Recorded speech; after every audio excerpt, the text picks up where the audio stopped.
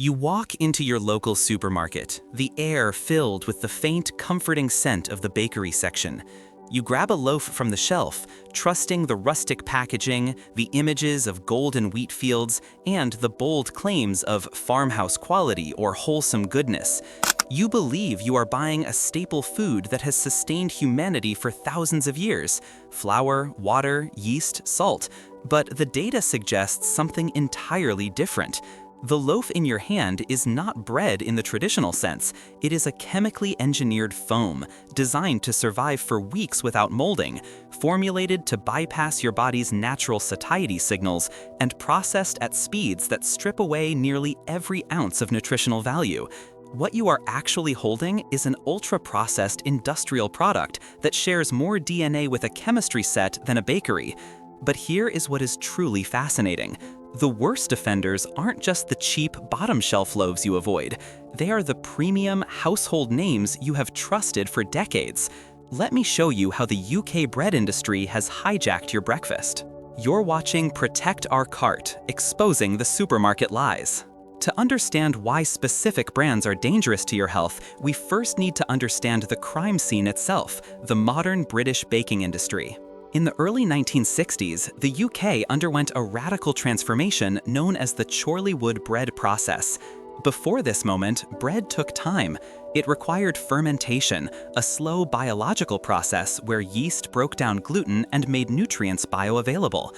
But time is money, and the industry didn't want to wait. They developed a method to go from flour to sliced loaf in under 3 hours, using high-speed mechanical mixing and a cocktail of additives. Today, 80% of the bread sold in the UK is made this way.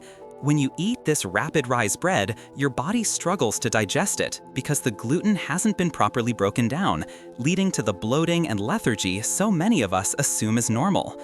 The brands we are about to expose are the titans of this process, masters of disguising rapid production foam as nutritious food.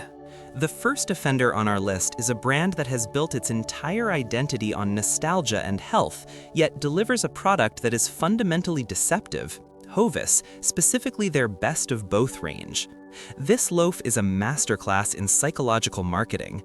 It promises the taste of white bread with the goodness of wholemeal, targeting parents who want to sneak fiber into their children's diets. On the surface, it sounds like a perfect compromise.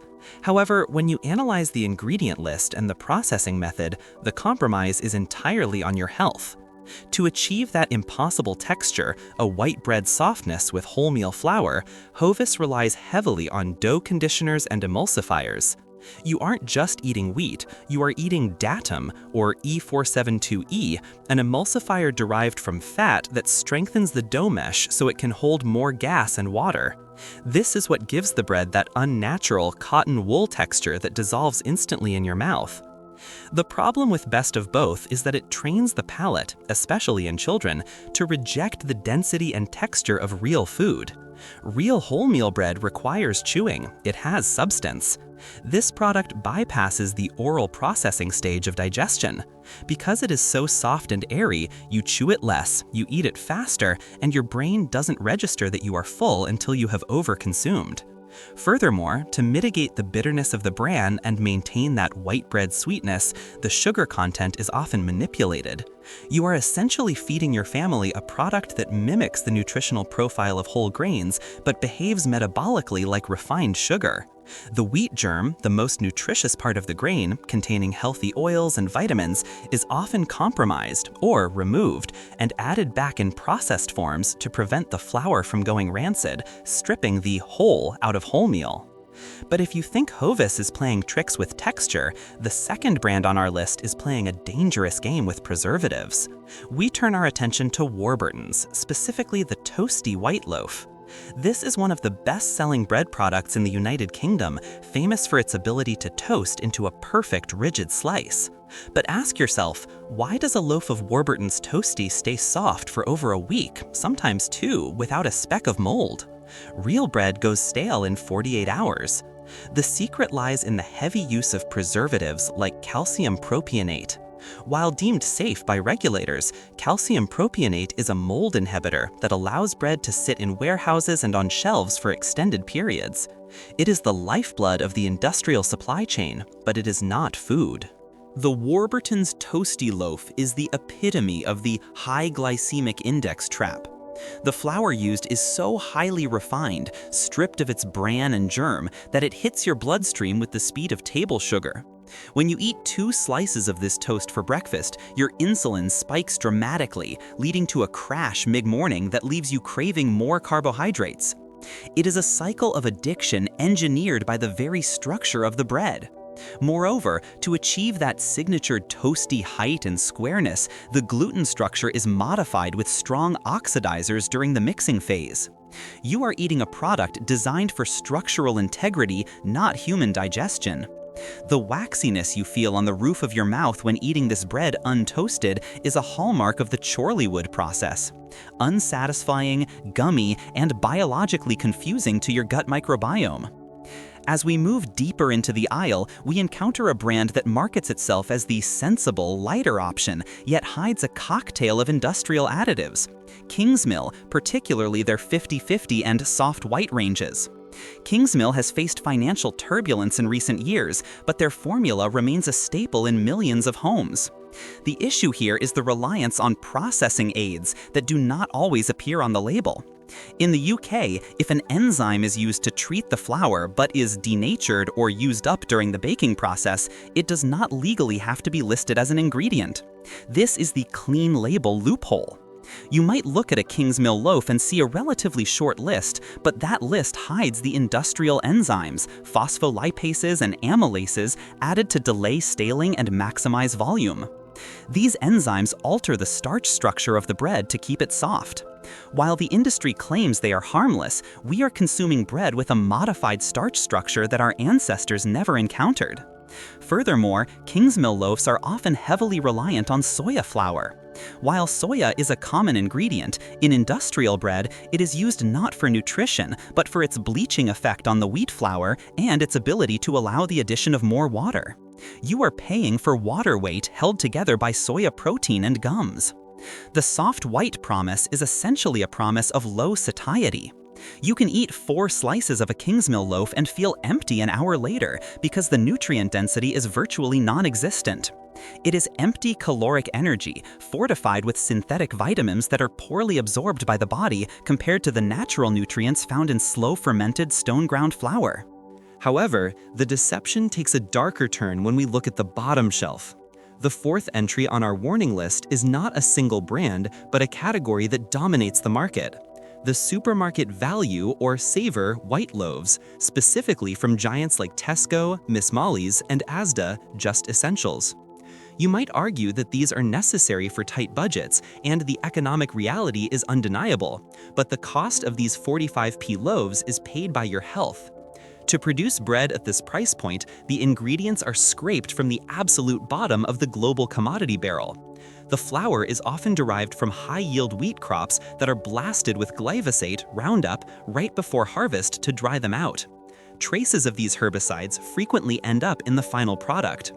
The value loaf is the ultimate ultra-processed food. To mask the lack of flavor in the low-quality flour, the salt and sugar levels are often disproportionately high.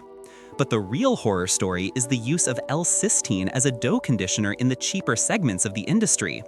While many retailers claim to have moved away from it, L-cysteine can be derived from duck feathers or hog hair, hydrolyzed in acid to extract the amino acid that relaxes dough, allowing it to be stretched and pummeled by high-speed machines without tearing. It is a grotesque industrial efficiency hack. Furthermore, these loaves are often treated with an ethanol spray or gas within the packaging to create a sterile environment, preventing mold even in damp conditions. When you open the bag and get that faint whiff of alcohol or chemicals, that is the smell of preservation, not fermentation.